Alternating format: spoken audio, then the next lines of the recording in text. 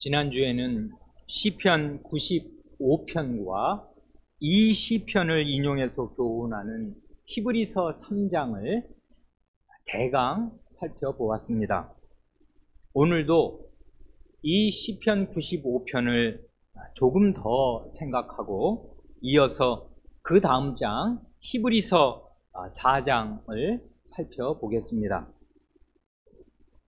오늘 본문으로 다시 읽기도 한 이 시편 95편 7절로 11절의 말씀은 한마디로 다윗의 설교라고 말할 수 있겠습니다. 설교의 요지는 이것입니다. 오늘 하나님의 음성을 들을 때 과거 광야의 이스라엘처럼 마음을 완고하게 해서는 안 된다. 마음을 완고하게 가졌던 광야 이스라엘은 출애굽의 구원을 받았을지라도 결국은 하나님의 안식에 못 들어갔다. 그것입니다. 다윗의 설교는 광야 이스라엘 백성의 그 40년 세월을 무리바와 마사로 요약합니다. 시편 95편 8절 말씀이 그것 아닙니까?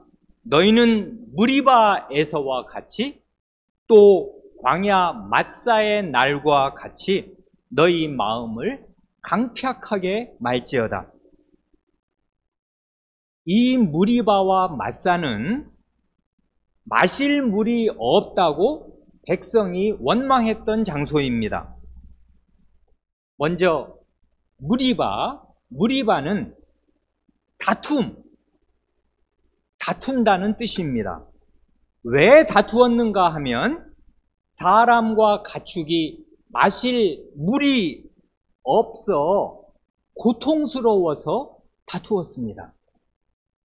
누구와 다투었는가 하면 왜 우리를 물이 없어 목말라 죽을 이 광야로 인도했냐 하고 모세와 다투었고 하나님과 다투었습니다. 그래 그곳 이름을 무리바, 다툼이라고 한 것입니다. 그 다음 마사는 시험한다는 뜻입니다. 무슨 시험인가 하면 아니 마실 물이 없어서 우리가 다 죽게 생겼는데 과연 하나님이 우리 가운데 계시는 것이며 우리와 함께 하시는 것이냐 하고 하나님을 시험했습니다. 그래 그곳 이름을 마사, 시험이라고 한 것입니다. 그래서 이 시편 95편 9절에 하나님의 말씀에 그때 너희 열조, 너희 아비들이 나를 시험하며 나를 탐지하고 해서 하나님을 시험했다는 말이 나오는 것입니다. 이건 마사에서 말하자면 온 것이지요. 무리바와 마사에 대해서는 이런 기본적인 사실에 더해서 다음 두 가지를 더 생각하는 것이 좋습니다. 첫째로 무리바라는 곳이 따로 있고 마사라는 곳이 따로 있는 것이 아닙니다. 무리바와 마사는 같은 장소라고요. 한 곳의 이름이 무리바도 되고 마사도 됩니다. 즉 생존의 위기에 몰려서 모세와 하나님과 다툰 그곳 무리바가 곧 하나님을 시험한 장소인 마사도 되는 것입니다. 둘째로 그런데 이스라엘의 광야 생활 40년 중에서 무리바와 마사라고 이름 붙은 곳이 한 군데가 아니고 두 군데입니다. 교회 오래 다니신 분들, 수십 년 다니신 분들도 이 사실을 명확하게 알고 계시는 분 많은지 모르겠습니다. 이스라엘이 광야 생활을 시작하던 첫 해에도 식수 때문에 원망했던 무리바와 마사가 있고요. 광야 생활을 마치던 마지막 해 제40년째에도 무리바와 마사가 있었습니다. 광야 생활 첫 해에 무리바와 마사는 출애굽기 17장에 나옵니다. 17장이라는 그 위치를 한번 생각해 보세요.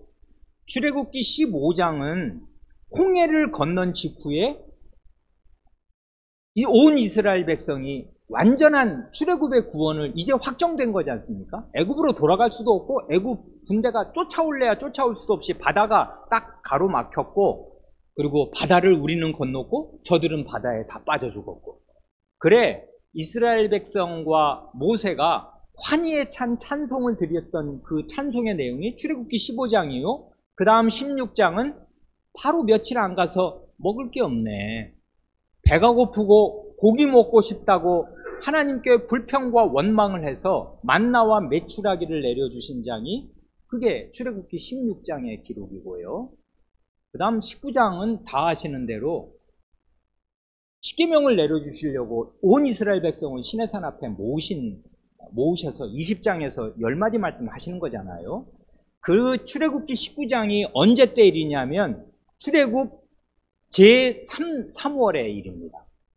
그러니까 출애굽은 아시는 대로 6월달에 이루어졌으니까 정월 15일, 1월 15일에 애굽에서 나와서 며칠 지내고 홍해를 건넌 뒤에 3월에 시내산 앞에서 십계명 10마디 말씀을 듣는 것이니까 이게 불과 그 한 달 반 사이에 요 17장이 들어있는 거라고. 그러니까 실제로 출애굽한 지 한 달 반에서 3달이 안 됐을 그때에 무리바와 마사가 있다 이 말입니다. 물이 없어서 하나님을 원망하고 시험하면서 하나님과 다투었습니다. 광야 생활 마지막 제40년에 무리바와 마사는 민수기 20장에 나옵니다. 이 사건 직전에 모세의 누이 미리암이 죽습니다. 그리고 요 마지막 무리바와 마사 사건 후 얼마 후에 대제사장 아론이 죽습니다. 그게 민수기 20장을 꽉 채운다고요. 그래 아론이 모세보다 3년 연상이니까 123세로 그 출애굽 마지막 해에 죽습니다. 그때 요 무리바와 마사 사건이 민수기 20장에 또 한 번 기록됩니다.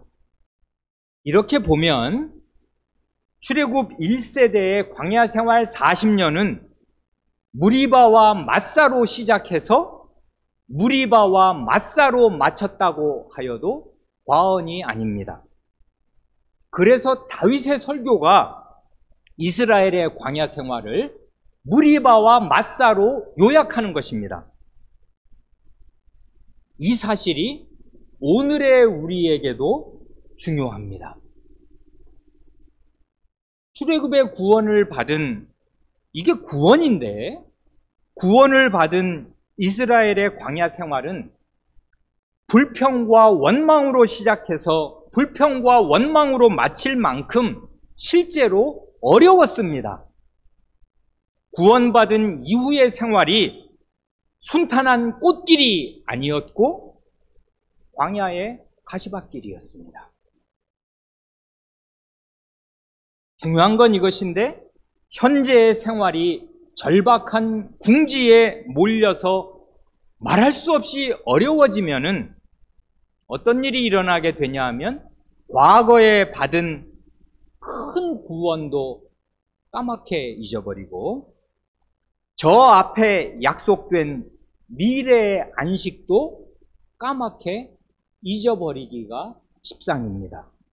그게 바로 광야의 이스라엘이 갔던 길입니다. 그러니 요즘 살기가 참으로 힘들고 괴로운 성도들께서는 더더욱 이 사실을 깊이 생각하시기 바랍니다. 광야에 있는 것이고 광야 이스라엘을 쫓아갈 분기점에 있는 것입니다.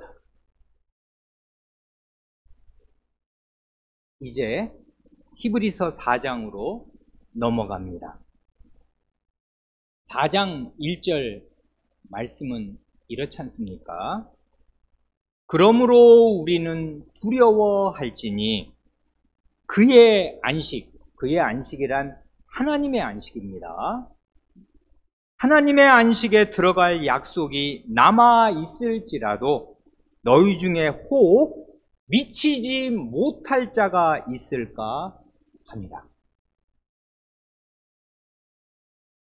들어보면 대번에 아시겠는 대로 이 말씀은 그 우선적인 성격이 1차적으로 권고이자 경고입니다. 우리 가운데 누가 하나님의 안식에 못 들어가지는 않을까 두려워해야 마땅하다 그 말입니다.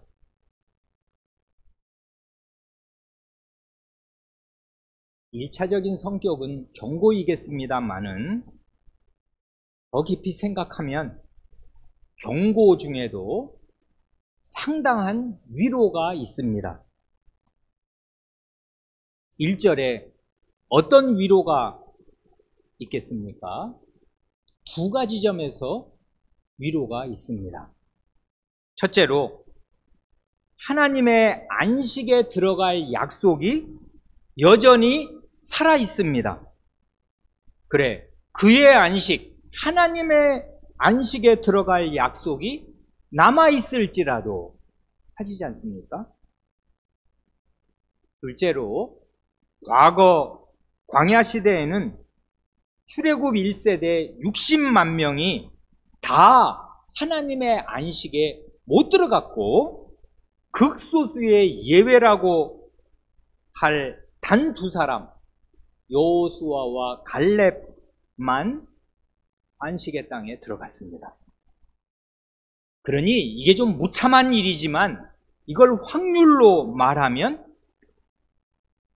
60만 중에 두 사람이니 30만 분의 1입니다. 이거 한번 계산기로 두들겨 보시면 어떻게 되는지 아십니까? 퍼센티지로 하면 0.000333333%입니다. 바꾸어 말하면 99.999%는 안식에 못 들어갔다 그 말입니다. 지난해 우리나라 대학 입학 수학능력 시험 지원자가 60만이 못 됩니다. 약 51만 명입니다. 그 많은 고3 혹은 재수생 아이들 중에 단 두 사람만 대학에 들어간다? 누가 수능시험 보겠으며 누가 대학 들어가겠습니까? 우리 교회 사람 중에 몇 사람이 거기에 해당되겠습니까? 구약시대에는 실제로 이랬습니다마는 신약시대에 참된 교회로 오면 어떻게 되는 것입니까? 퍼센티지가 정반대로 된다고요. 참된 교회의 대부분을 차지하는 참 신자들은 다 하나님의 안식에 들어가고 예외적인 소수만 못 들어갈 것입니다. 그래 여기 보면 너희 중에 혹은 누가 이런 말인데 너희 중에 혹시 어떤 사람 극소수의 예외가 될 어떤 누가 그 안식에 미치지 못할 사람이 있을까 함이라 하는 것입니다. 그러니 이건 경고이면서 동시에 위로입니다. 구약과는 다르다고요. 예수 그리스도가 오셨거든요. 그렇다 하더라도 말입니다. 그 극소수의 예외가 내 남편이나 내 자식이라든지 우리 교회의 성찬 회원 가운데 단 한 사람이라도 하나님의 안식에 못 들어간다면 어떻게 되는 것입니까? 그건 재앙입니다. 그래, 그런 일이 없도록 우리는 두려워해야 한다 하고 히브리서 저자는 말합니다. 그러면 왜 하나님의 안식에 못 들어가는 것입니까? 문제의 원인은 이것입니다. 4장 2절로 3절 상반절이 이렇지 않습니까? 저희와 같이 우리도 복음 전함을 받은 자이나 그러나 그 들은 바 말씀이 저희에게 유익되지 못한 것은 듣는 자가 믿음을 화합지 아니함이라. 이미 믿는 우리들은 저 안식에 들어가는도다. 저자는 2절에서 하나님의 안식에 들어가게 해주는 필수 요소 3가지를 말합니다. 첫째는 복음을 전파하는 것이요. 둘째는 그 복음을 듣는 것이요. 셋째는 들은 복음을 믿는 것입니다. 복음 전파, 들음, 믿음, 이 3가지 중에 어느 하나라도 빠지면 하나님의 안식에 못 들어갑니다. 그런데 그 앞에 2가지, 복음 전파와 듣는 일은 구약 광야 시대의 회중이나 신약 시대의 히브리서의 회중에게 다 있었습니다. 곧 복음이 2 회중 모두에게 전파되었고 2 회중 모두가 그 복음을 들었습니다. 이게 복이 아닐 수가 없습니다. 복음이 전파되었다는 말은 하나님의 영원한 안식에 들어가게 해주시겠다는 분명한 약속, 하나님의 언약이 생생하게 제시되었다 그 말입니다. 안식의 약속이, 그 복된 소식이 전파되었고 2 회중 모두 그 복음을 들었습니다. 그러나 2 회중 사이에 결정적인 차이점이 있는데, 구약 광야 시대의 출애굽 1세대에게는 마지막 3번째 요소가 빠졌습니다. 그 3번째 요소가 뭡니까? 믿음입니다. 믿음. 여기 보면 뜻깊게 말했지 않습니까? 듣는 자가 믿음을 화합지 아니함이라. 이 화합한다는 말은 결합시킨다, 묶는다 이 말입니다. 그들은 자기들이 들은 복음에 진실한 믿음을 결합시키지 않았습니다. 설교는 듣기만 하면 되는 게 아니라고요. 들으면 저절로 믿음이 생기는 게 아니라고요. 믿음은 들음에서 납니다마는, 들음에서 난다는 말은 복음, 제대로 된 복음, 거짓 복음 말고 하나님의 분명한 약속, 하나님이 자기를 거기다가 거시는 그 진실한 약속, 그 어마어마하고 중대한 그 약속이 들려올 때에 듣는 사람이 온 마음을 다해서 진실하게 그 말씀을 믿어야 되는데, 그걸 어떻게 표현하냐 하면 듣는 복음에 내 믿음을 결합시킨다, 그렇게 표현하는 것입니다. 믿음으로 그 들은 말씀을 자기 마음에 꽁꽁 묶어놓는 것이에요. 딴 데로 가지 못하도록. 그런데 왜 그 사람들이 그 좋은 복음, 안식의 땅에 들어간다, 이건 틀림없다, 구원받았지 않냐, 출애굽의 구원 그 과정에서 베풀어진 하나님의 능력과 하나님의 그 신실함, 이건 부인할 수 없는 거였거든요. 증거는 주어졌습니다. 그리고 약속도 주어졌습니다. 그런데 왜 거기에 믿음을 결합시키지 않은 것입니까? 왜요? 당장 목이 말라 죽을 것 같으니까 그 현실의 어려움에 파묻혀서 안식의 약속을 불신했고 원망을 쏟아내었습니다. 그래서 그 안식에 못 들어간 거라고요. 그러나 그 복음을 진실하게 믿은 우리 히브리서의 회중은 그 안식, 하나님의 안식에 들어가고 있습니다. 그래 여기 3절 맨 첫 마디가 이미 믿는 우리들은 저 안식에 들어가는도다 하지 않습니까? 이 말씀에서 이미 믿는, 이건 과거형이고요. 믿었습니다. 그러니까 이미 믿는 이 말보다는 이미 믿은 이렇게 번역하는 게 우리말답고 원래에도 맞습니다. 이미 믿은 우리들은 그 다음에 들어가는도다. 이 말은 현재형입니다. 이 현재형이 절묘하지 않습니까? 안식에 이미 들어갔다. 과거가 아니고 앞으로 들어갈 것이다. 미래도 아니고 지금 들어가고 있다.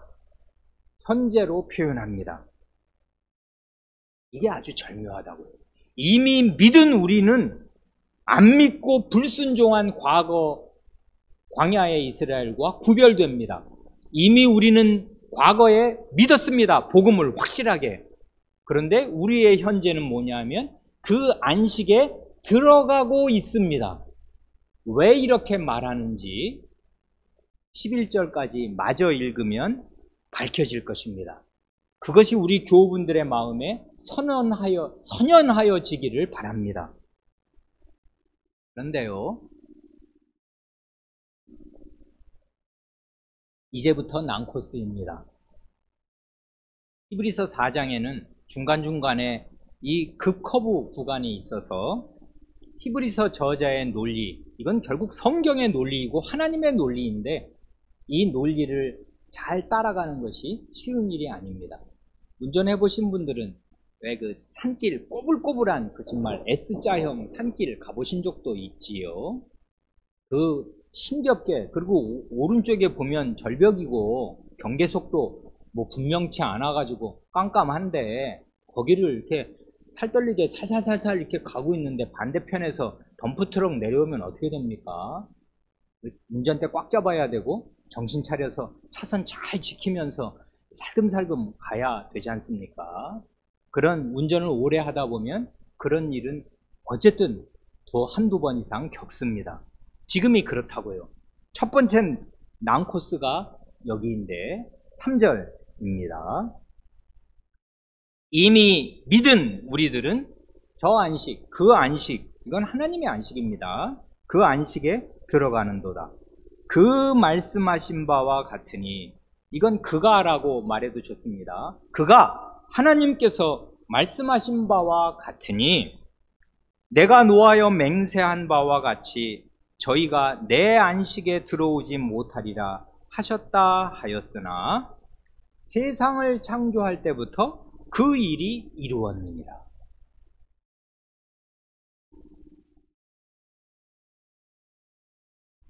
첫 번째 급커브는 이건데요. 여기 3절 맨 마지막에 세상을 창조할 때부터 그 일이 이루었느니라. 그 일이 뭡니까? 교회 오래 다니신 분은 이 히브리서 이 3, 4장을 수십 번도 이제까지 더 읽으셨을 텐데 이 3절 어떻게 읽으신 것입니까? 세상을 창조할 때부터 이루어진 그 일이라는 게 뭘 말하는 것입니까? 문맥대로 그냥 쭉 읽으면 3절을 그냥 쭉 읽으면 하나님이 분노 가운데 맹세하셔서 저희는 내 안식에 못 들어온다 하고 하셨다 하였으나 세상을 창조할 때부터 그 일이 이루었으니까 하나님의 안식에 못 들어오게 하는 그 일이 창조 때부터 이루어졌다, 그 말이겠습니까? 아니면 뭡니까? 어렵지요? 하나님 말씀은 어렵습니다. 그 앞부터 보지요. 실타래를 풀려면 풀리는 데부터 살살 잡아다녀야 되니까요. 이미 믿은 우리들은 저 안식에 들어가는도다 하고, 이건 앞에 불신과 원망으로 점철했던 그 광야 이스라엘과 우리를 대조하는 말씀이지 않습니까? 그들은 안 믿었다. 우리는 이미 믿었다. 그래, 우리는 그 안식, 하나님의 안식에 들어가고 있다 하고서 믿은 우리가 들어가는 안식은 어떤 안식인가를 바로 이어서 설명하는 거라고요. 그 안식은 그 말씀하신 바와 같으니, 그분이 하나님이 말씀하신 바와 같으니 내가 노하여 맹세한 바와 같이 저희가 내 안식에 들어오지 못하리라. 이건 어느 말씀인지 아시지요? 시편 95편 11절 다윗의 설교의 맨 마지막에 나왔던 바로 그 말씀인데, 중요한 건 이것입니다. 우리가 이미 믿은 우리가 들어가는 그 안식은 어떤 안식이냐 하면 하나님께서 내 안식이라고 말씀하신 하나님의 안식이다, 그것입니다. 우리는 그 안식, 하나님이 내 안식이라고 말씀하시는 하나님의 안식에 들어가고 있습니다. 왜요? 이미 믿었으니까. 그런데 여기 이제 우리말 번역에서 그 다음이 문제인데, 내 안식에 들어오지 못하리라 하셨다 하였으나, 이 말을 이렇게 달리 번역하면 훨씬 좋을 것입니다. 그냥 하셨다는 하셨느니라. 이미 믿은 우리는 하나님의 안식에 들어가는데, 그 안식은 어떤 안식이냐면 하나님이 이렇게 말씀하셨다. 내 안식에 저들은 들어오지 못하리라 하셨느니라 하는 그 안식이다, 이 말이고요. 그 다음에 하였으나, 이 말은 문장을 그 앞에서 끊고 그러나로 새로 시작하여서 그 다음 구절과 붙여 읽는 것이 좋습니다. 우리말에도 이게 표현 안 된 건 아니에요. 왜 그러냐면 하셨다 하였으나 해서 앞말하고 이렇게 붙여서 그러나가 거기 살짝 들어가 있단 말입니다. 근데 문장을 딱 끊어놓지 않으니까 앞뒤가 연결이 완전히 확 되는데, 그러면 세상 태초부터 그 일이 이루어졌다는 게 그 일이 뭔지 이걸 잘 아는 사람이 드물 거란 말입니다. 세상을 창조할 때부터 그 일이 이루었느니라. 이 말은 그러나 세상의 창조 때부터 그 일들, 이건 복수입니다. 그 일들이 다 이루어졌느니라, 그 말입니다. 왜 그러나인가 하면 안식과 일이 일종의 반대 개념이기에 그러나입니다. 즉 앞에서는 지금 안식을 말했잖아요. 이미 믿은 우리는 안식에 들어간다. 그 안식은 하나님의 안식이다. 그런데 안식은 일의 반대 개념이어서 그 다음에 그러나 일이 다 이루어졌다, 그 말인데, 즉 엿새 동안의 창조의 일들을 다 이루시고서 창조의 모든 일들을 그 일들을 완수하시고서 하나님께서 제7일의 안식에 들어가셨다, 그 말을 지금 하는 거라고요. 그러니까 먼저 안식을 얘기하고, 그러나 그 일들은 창조 때부터 다 이루어졌다, 그 말을 하는 것입니다. 그래 4, 5절을 붙여서 읽으면 이렇습니다. 제7일에 관하여는 어디 이렇게 일렀으되 하나님은 제7일에 그의 모든 일을 쉬셨다 하였으며, 여기 드디어 그 일이 나오네요. 그 일이 바로 3장 맨 마지막 절에 그 일이라고요. 하나님의 일, 창조의 엿새 동안의 그 모든 일들, 하나님은 제7일에 그의 자신의 모든 일을 쉬셨다 하였으며, 또 다시 거기 저희가 내 안식에 들어오지 못하리라 하였으니, 이 4절과 5절은 성경 두 군데의 인용인 것을 아실 것입니다. 4절은 하나님이 제7일에 자신의 모든 일을 쉬셨다. 이건 어디 나오는 말씀입니까? 창세기 2장 2절 말씀 아니에요. 읽으면 하나님의 지으시던 일이 일곱째 날이 이를 때에 마치니 그 지으시던 일이 다함으로 일곱째 날에 안식하시니라 하지 않습니까? 이건 아주 그림처럼 선명하잖아요. 하나님의 지으시던 일, 창조의 엿새의 일이 일곱째 날이 올 때에 이를 때에 마칩니다. 왜 그래요? 이스라엘의 하루는 저녁에 시작되는 거니까. 이제 엿새 일이 다 마쳐지고 일곱째 날에 시작, 여섯째 날이 다 끝나고 해가 지면서 일곱째 날이 이르는 것입니다. 이제 쉴 때예요. 저녁 때가 다가오는 것이에요. 그래, 일곱째 날이 지으시던 일이 일곱째 날이 이를 때 마쳤습니다. 그래, 지으시던 일이 다함으로 일곱째 날에 안식하셨다. 요 창세기 2장 2절을 여기에 인용하고, 그 다음 5절은 어느 구절의 인용인지 이거 이제는 모르시면 안 됩니다. 설교를 2주간을 연속으로 들으셨잖아요. 이건 시편 95편 11절, 저희가 내 안식에 들어오지 못하리라 하신 하나님의 맹세의 말씀이지 않습니까? 그러니 이 히브리서 4장 4절과 5절을 붙여서 읽으면 아주 명백해지는 게 있는데, 그게 뭐냐 하면 이 히브리서 저자는 의도적으로 창세기 2장 2절과 시편 95편 11절을 붙여놓음으로써 광야의 이스라엘, 곧 출애굽 1세대가 못 들어간 그 안식이 바로 하나님께서 태초에 들어가신 그 안식인 사실을 밝혀줍니다. 명백하지요, 문맥으로. 저희가 내 안식에 못 들어가리라 하고 말씀하신 하나님의 그 안식이란 어떤 안식이냐? 6일의 창조를 마치고 제7일에 들어가신 그 안식입니다.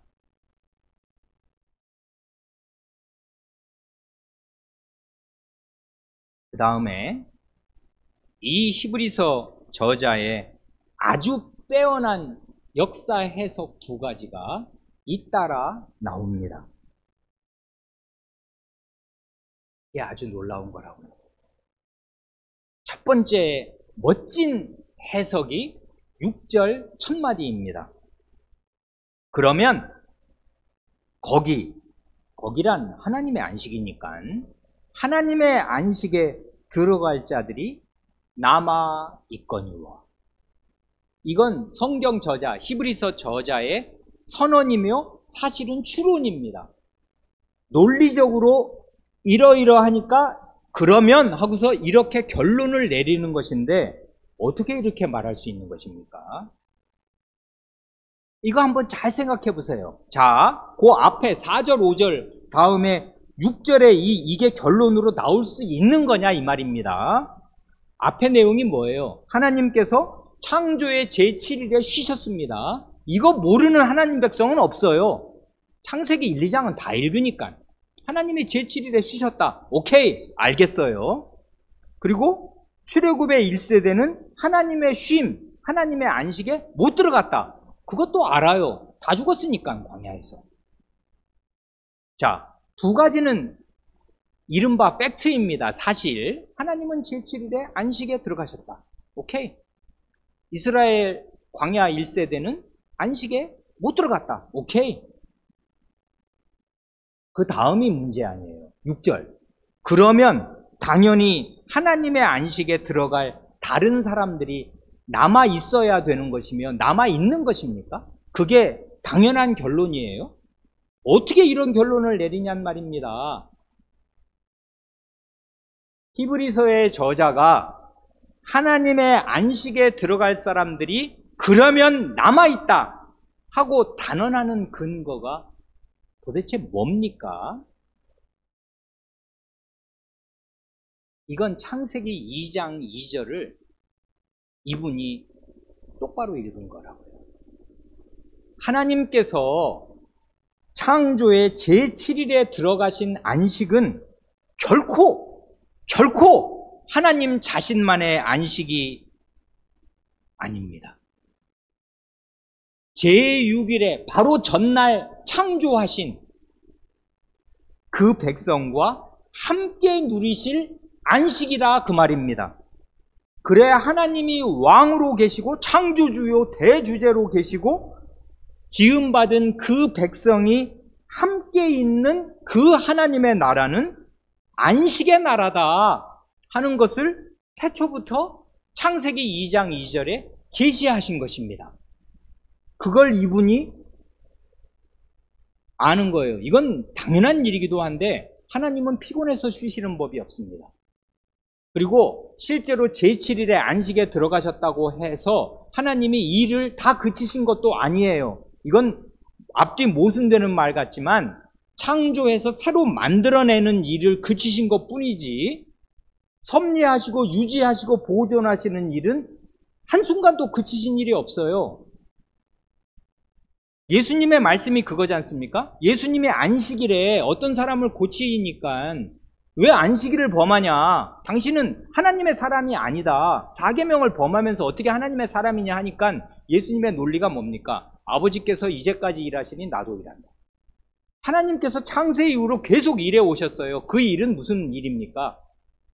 창조하신 만물을 유지 보존하시는 섭리의 일을 하나님이 한순간도 놓으신 일이 없단 말입니다.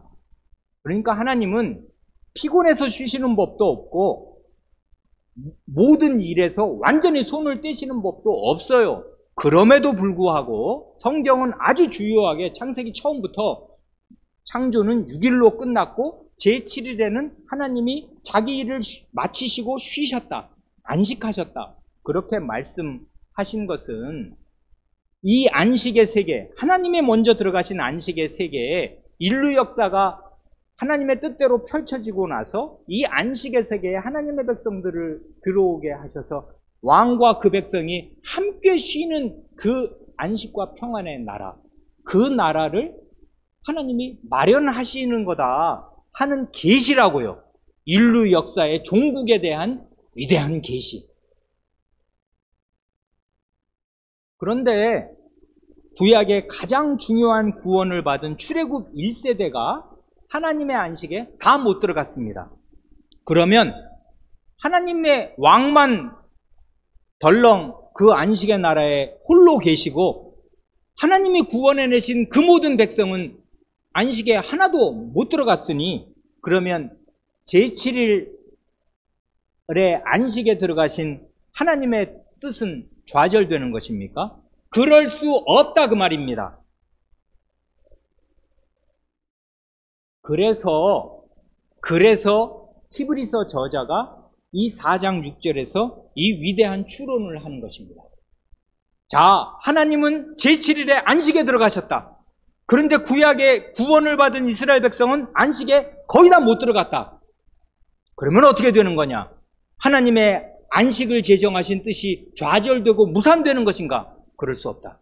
그러면 어떻게 되는 것인가? 그 안식에 들어갈 백성이 남아있다. 이렇게 되는 것이라고요. 논리가. 그런데 요렇게 또 머리를 쓰는 교인들도 있을 수 있지 않습니까? 아, 그러면 출애굽 1세대는 안식의 땅에 못 들어갔지만 2세대는 결국 가나안 땅에 다 들어갔으니 하나님의 안식에 들어간 거 아니냐라고 생각할 수가 있습니다. 그 생각이 별로 틀린 생각도 아닙니다. 그래서 그 다음 히브리서 저자의 멋진 역사 해석이 두 번째로 나옵니다. 6절 그 다음부터 이어지는 8절의 내용이 바로 그거라고요. 복음 전함을 먼저 받은 자들은 순종치 아니함을 인하여 그 하나님의 안식에 들어가지 못하였으므로 이건 이제 분명해진 사실이고요.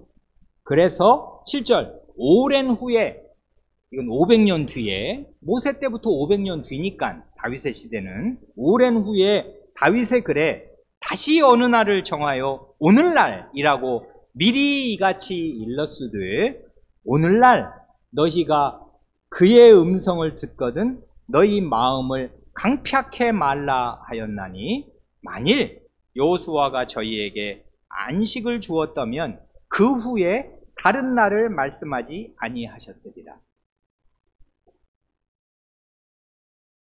히브리서 저자의 논리가 뭡니까? 여호수아 시대에, 이건 모세 바로 다음 사람이니까, 여호수아 시대에 가나안 땅에 들어간 것은 진정한 안식이라고 할 수가 없다 그 말입니다. 그렇기에 500년 뒤에 다윗이 다시 오늘이라고 말하면서 하나님의 안식을 언급하는 거 아니냐, 그 말이지 않습니까? 이 히브리서의 저자가 정확하게 그 본질을 꿰뚫어 보았듯이 가나안 땅은 참 안식의 실체가 아니고 그 참 안식을 가리키는 표지판이었습니다. 이건 성예전적인 거라고요. 우리가 성찬 때 먹는 빵과 포도주와 같은 거라고요. 그 빵과 포도주가 실제로 그리스도의 몸과 피가 아니지 않습니까? 그게 영원한 안식의 실체가 아니라고요. 그러나 그 실체의 안식을 표상하는 하나님의 아주 중요한 물체, 그거지 않습니까? 가나안 땅이 그런 거라고요. 실체는 아니지만 아주 중요한 표지판, 표상. 그럼 그 참 안식은 뭐냐? 그건 하나님께서 들어가신 제7일의 영원한 안식입니다. 그게 진짜 참 안식이에요. 그래 히브리서의 저자는 캄캄한 밤에 북극성을 응시하듯이 창세기 2장 2절에 박혀있는 그 제7일의 의미를 꽉 붙들고 응시하고 있는 것입니다. 그 안식, 하나님이 들어가신 그 안식은 살아있고 남아있다.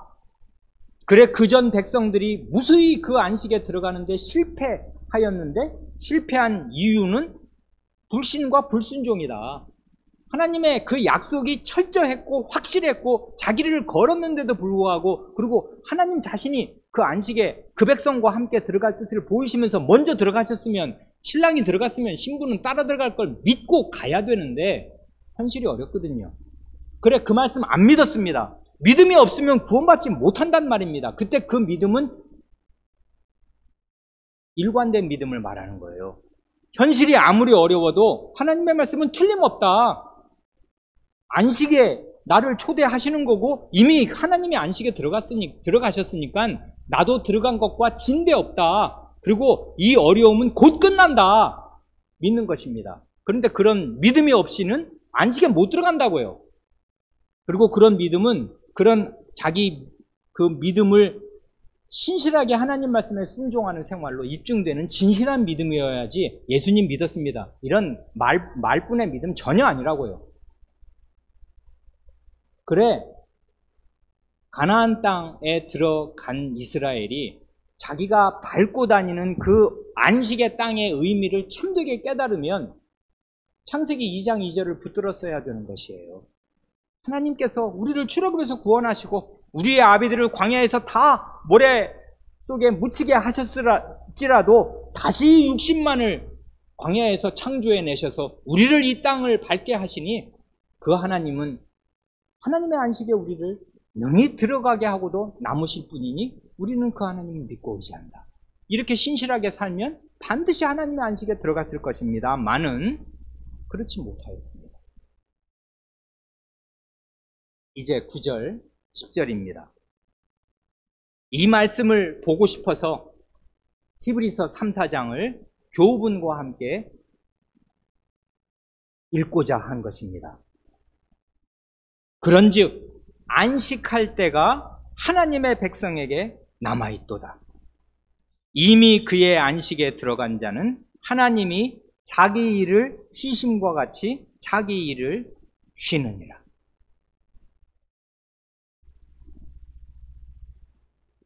이 구절 말씀을 성도 여러분의 마음에 꼭 전달하고 싶습니다.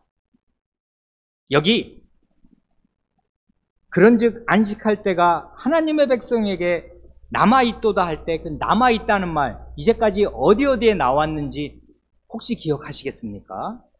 1절과 6절과 9절은 빨래줄처럼 한 줄로 쫙 연결되는 거라고요. 1절이 뭡니까? 그의 안식, 하나님의 안식에 들어갈 약속이 남아있다. 남아있습니다. 뭐가요? 하나님의 안식에 들어갈 약속이 남아있습니다. 6절은 뭐가 남아있습니까? 거기에 들어갈 사람들이 남아있습니다. 하나님의 약속이 남아있고 그 약속에 들어갈 사람들이 남아있습니다. 마지막 이제 9절에 뭐가 남아있습니까? 안식할 때가 하나님의 백성에게 남아있습니다. 남아있는 게 세 가지네요. 하나님의 그 약속, 하나님의 안식이 여전히 살아있고 남아있으며 그 안식에 들어갈 사람들도 남아있는데 결정적인 게 안식의 때가 남아있어요. 이 안식의 때라는 말, 이 말을 성도 여러분에게 전달하고 싶은데 이 말은 히브리서 저자가 새로 만들어낸 말입니다.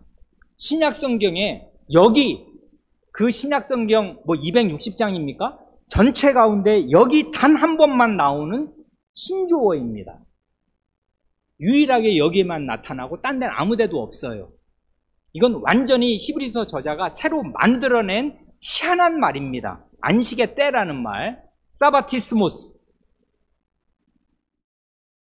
이 말은 너무나 번역하기가 어려운 까닭에 우리말 한글 개역 성경을 번역한 분들은 그냥 안식의 때라고 의역하였을 뿐입니다. 이렇게 읽어도 큰 상관이 없는데 그러면 이 말의 위력이 삭감되거든요. 그래서 다시 말씀드리고 싶습니다. 이 말을 안식일의 안식, 안식일의 쉼으로 번역하면 더 좋을 것입니다. 왜 그러냐면 영어를 조금이라도 아시는 분은 안식일이 영어로 뭐예요? 세베스잖아요. 세베스. 그 세베스에 티스모스를 붙인 말이라고요. 그러니까 안식일을 지키다라는 동사가 있는데 그 동사의 명사형이에요. 안식일을 지키는 그 쉼, 이게 안식의 때입니다. 사바티스모스. 그래, 영어 성경 가운데에서도 왜 NIV라고 있지 않습니까? 그리고 ESV라고 최근에 나온 새로 번역된 영어 성경이 있는데 그 영어 성경 중에 일부는 요 말을 Sabbath Rest로 제대로 번역하였습니다. 안식일의 안식, 안식일의 쉼, 이렇게 번역을, 이건 신조어이기 때문에 주의 깊게 번역을 해야 된단 말입니다. 이 말이 왜 중요하냐 하면 이 안식일의 안식에서 하나님께서 제7일에 창조의 제7일에 들어가신 하나님의 안식, 그게 안식일의 안식이잖아요. 6일 동안 창조하시고 제7일 안식일에 하나님이 들어가셨으니까 그 하나님의 제7일의 창조의 안식이 안식일의 안식이거든요. 안식일에 그 하나님이 들어가신 그 영원한 안식일의 안식과 오늘 우리의 안식일의 안식이 딱 겹칩니다. 안식일의 안식이라고요. 둘 다. 안식일의 쉼이라고요. 그래, 안식일에 쉬는 것이 하나님의 백성에게 결정적으로 중요합니다. 이게 거의 모든 것이에요. 우리의 이렇게 힘든 인생 사는 목표가 뭐고 사는 이유가 뭡니까? 하나님의 안식에 들어가는 거잖아요. 그런데 그 안식일의 쉼은 어떤 식으로 오는 겁니까? 하나님의 안식이 남아있고 들어갈 사람들이 남아있는데 그 들어갈 남아있는 남은 그 사람들은 누구입니까? 안식일의 쉼을 누리는 사람들이에요. 안식일에 안식하는 그 사람들. 이게 언약의 표라. 이게 언약이라. 안식일의 안식에서 하나님의 안식과 우리 하나님의 백성의 안식은 겹칩니다. 맞나요? 그래 10절이 나온 것입니다. 이미 그의 안식에 들어간 자는 하나님이 자기 일을 쉬심과 같이 자기 일을 쉬느니라. 3절에 따르면 이미 믿은 우리는 그 안식에 들어가고 있는데 10절을 따르면 믿음으로 하나님의 안식에 들어간 사람들은 하나님께서 자기 일을 쉬신 것처럼 안식일마다 자기 일을 쉬는 것입니다.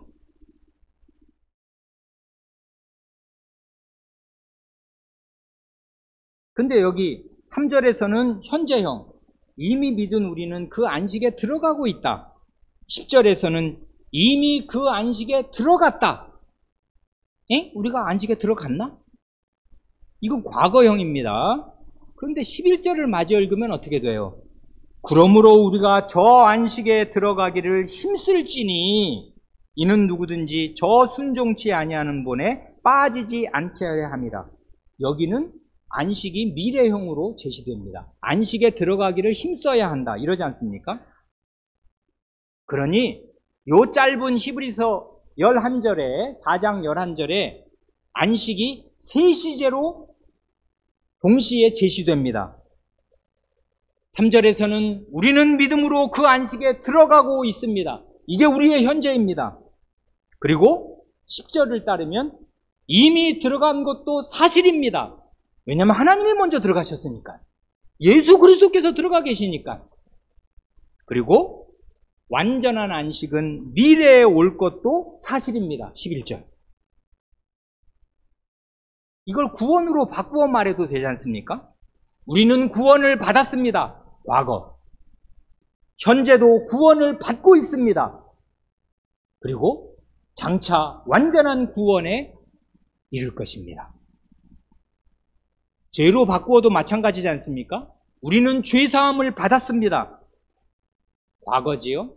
그러나 지금 죄의 지배와 죄의 세력에서 벗어나고 있고 벗어나고 있어야 합니다.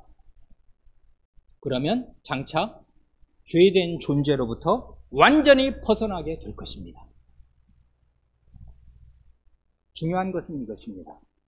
미래의 영원한 안식과 완전한 구원, 죄된 존재로부터의 완전한 탈피는 자동적으로 오는 것이 아닙니다.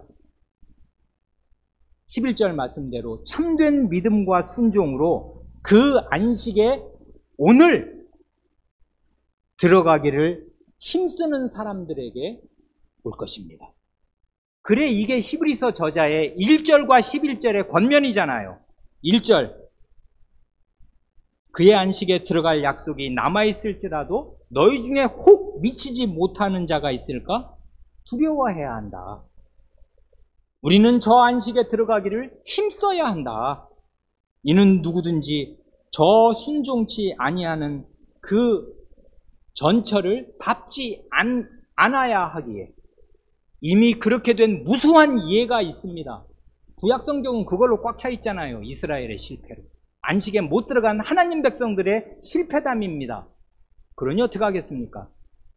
우리는 이미 안식에 들어갔고 안식에 들어가고 있으니 안식에 들어가기를 힘써야 합니다. 그런 사람들이 이 안식일의 안식, 우리에게 매주 남아있는 이 안식일의 안식을 징검다리로 하여 안식일에 자기 일을 그치고 참되게 쉬는 그 믿음의 발휘, 이것이 계속될 때 여러분에게 영원한 안식이 펼쳐질 것입니다. 아멘. 기도하시겠습니다.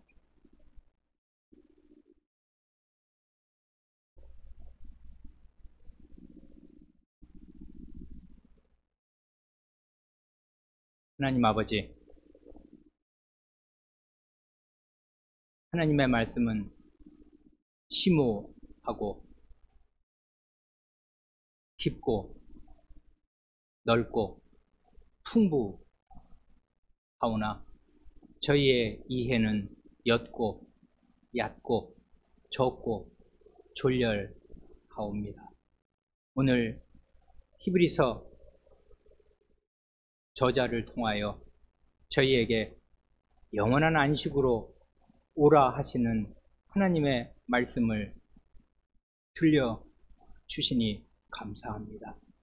이 히브리서의 말씀을 읽고 또 읽고 생각하고 또 생각하여 이 고단한 인생길을 걷는 모든 성도들이 이 말씀에 주의할 수 있게 하여 주시기를 구합니다. 저희의 앞에 있는 안식의 약속은 너무나 분명하고 확실하며 하나님이 창세 때에 이미 결정지어 놓으신 것으로 인류 역사는 반드시 그리로 향하겠사온데 그 안식의 길에서 이탈하는 사람들이 나올 것이므로 하나님의 사자가 주님의 종으로서 저에게 이렇게 위로하며 경고하오니 저희가 이 말씀을 새겨들을 수 있게 하여 주시기를 구합니다. 우리 구주 예수님의 이름으로 기도합니다. 아멘.